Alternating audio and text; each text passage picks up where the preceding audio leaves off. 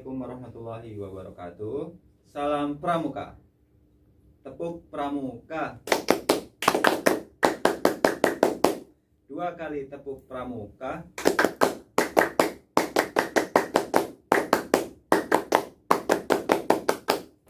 Oke, adik-adik, Pramuka hari ini dengan kakak. Kalian masih ingat nggak nama kakak siapa? Kan kita udah lama nggak ketemu nih. Nah, hari ini Rabu tanggal 18 November tahun 2020 kita belajar materi tentang literasi sejarah pramuka di Indonesia bersama Kak Yuhan. Nah, mari kita mulai ya, simak baik-baik. Pramuka adalah singkatan dari Praja Muda Karana. Pendiri gerakan pramuka adalah Bapak Robert Baden-Powell yang berasal dari negara Inggris. Tapi kalau di Indonesia ada Sri Sultan Hamengkubuwono ke-9, yaitu adalah salah satu tokoh lahirnya pramuka Indonesia yang berhasil menyatukan berbagai organisasi kepanduan di Indonesia menjadi satu wadah, yakni Pramuka, kemudian dinobatkan sebagai Bapak Pramuka. Gerakan Pramuka bertujuan untuk mendidik anak-anak dan pemuda Indonesia dengan prinsip-prinsip dasar dan metode kepramukaan yang pelaksanaannya disesuaikan dengan keadaan, kepentingan, dan masyarakat Indonesia dengan tujuan agar anggotanya menjadi manusia yang berkepribadian dan berwatak luhur, serta tinggi mental, moral, budi pekerti, dan kuat keyakinan agamanya. Nah, kalian tahu nggak tanggal berapa Hari Pramuka diperingati? Ya, Hari Pramuka kita peringati setiap tanggal 14 Agustus. Nah, kakak juga ingin menyampaikan lambang pramuka. Lambang pramuka kita adalah siluete tunas kelapa dengan arti kiasannya sebagai berikut. Yang pertama, nyiur. Nyiur adalah pohon yang serbaguna dari ujung atas hingga akarnya. Jadi lambang itu mengkiaskan bahwa setiap pramuka adalah manusia yang berguna dan membaktikan diri dan kegunaannya kepada kepentingan tanah air, bangsa, dan negara Republik Indonesia kepada umat manusia. Yang kedua, akar nyiur tumbuh kuat dan erat di tanah. Jadi lambang itu mengkiaskan tekad dan keyakinan tiap pramuka yang berpegang pada dasar-dasar dan landasan yang baik, benar, kuat, nyata. Ialah tekad dan keyakinan yang dipakai oleh dan untuk memperkuat diri guna mencapai cita-citanya.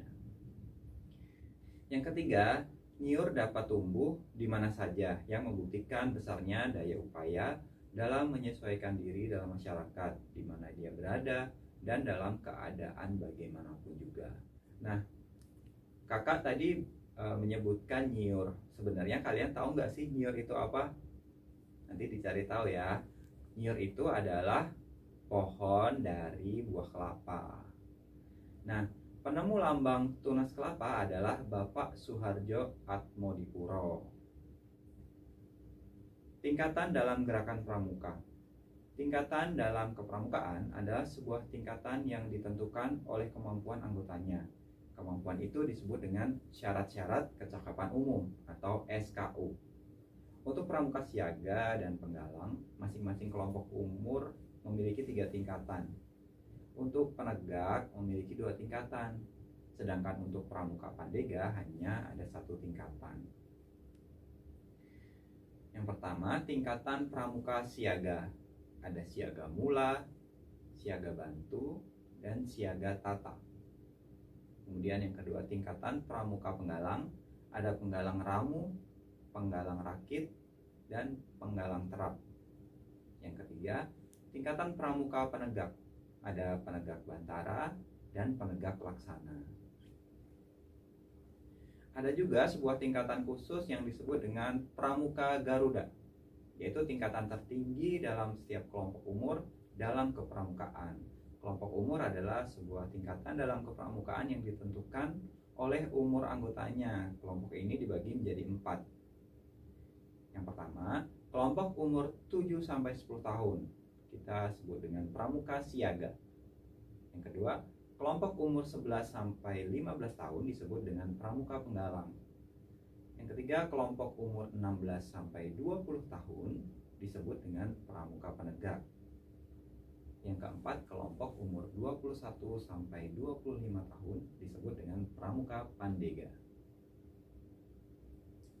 Pramuka juga memiliki moto. Moto gerakan pramuka merupakan bagian terpadu proses pendidikan untuk mengingatkan setiap anggota gerakan pramuka bahwa setiap mengikuti kegiatan berarti mempersiapkan diri untuk mengamalkan kode kehormatan pramuka. Moto gerakan pramuka adalah Satyaku kudarmakan, Dharmaku kubaktikan. Nah, manfaat moto gerakan pramuka terhadap jiwa anggota pramuka antara lain yang pertama, menanamkan rasa percaya diri. Yang kedua, menambah semangat pengabdian pada masyarakat, bangsa, dan negara. Yang ketiga, siap mengamalkan satya dan dharma pramuka. Yang keempat, rasa bangga sebagai pramuka. 5. Memiliki budaya kerja yang dilandasi pengabdiannya. Nah, moto gerakan pramuka yang wajib dihayati dan selalu diingat bagi anggota pramuka dalam merealisasikan pengalaman satya dan dharma pramuka dalam kehidupan sehari-hari. Untuk meningkatkan kebanggaan dan kekompakan dalam satuan gerakan pramuka, misalnya di Ambalan. Di samping wajib menggunakan moto gerakan pramuka, juga diperbolehkan menggunakan moto satuan di satuan masing-masing. Nah, itu dia materi literasi tentang kepramukaan hari ini. Ada sedikit tugas yang harus kalian jawab. Coba jawab pertanyaan ini ya. Yang pertama, siapakah Bapak Pramuka? Yang kedua, kapan Hari Pramuka diperingati? Yang ketiga, kelompok umur 11-15 tahun disebut dengan apa? Itu dia kegiatan kepramukaan hari ini. Kakak ucapkan terima kasih banyak atas perhatiannya. Semoga memiliki manfaat yang banyak untuk adik-adik sekalian. Kita tutup dengan tepuk pramuka bersama-sama. 2 kali tepuk pramuka.